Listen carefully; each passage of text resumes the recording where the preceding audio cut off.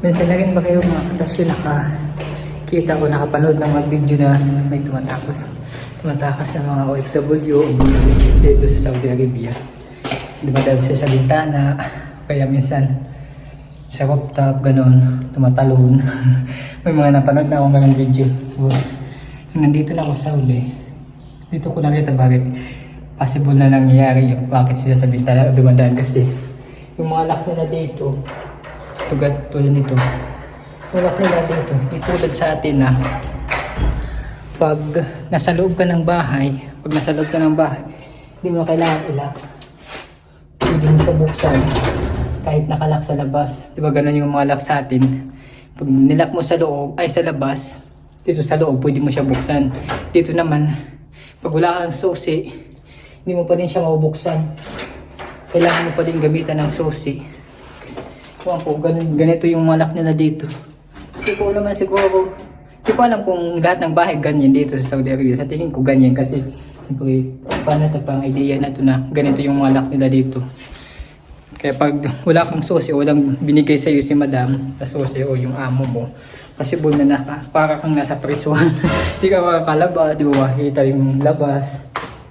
Kaya dapat ready ka pag mag-abroad ka dito sa Saudi bilang DH. Dapat handa ka na pa, makukulong ka lang sa loob ng bahay. Makakalabas ka lang pag kasama mo yung amo mo o pinahintulutan ka. Tapos isa pa, pag mag-DH ka, di ko naman sasabihin na lahat siguro ng bahay ganito. Yung bahay kasi dito, itong inupahan namin yung accommodation namin. Yung bintana niya nasa taas. Ayun, ang taas.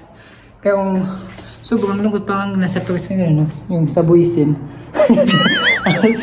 Kung gusto mo makita yung labas, kailangan mo pa ng tungtungan, ba tawag doon? Yung upuan para makita yung labas din yan. Ganyan ka pa. Di ko alam kung lahat ng bintana, ay lahat ng bahay, ganito yung bintana nila ang tataas. Kasi, kaya kung malungkutin ka talagang tao, advice ko na to, advice ko lang, dapat ready ka.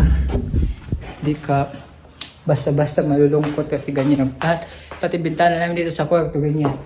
Kailangan ko pa yan umakyat para makita. Kailangan ko pang umakyat. Kailangan mo pang umakyat para makita yung labas.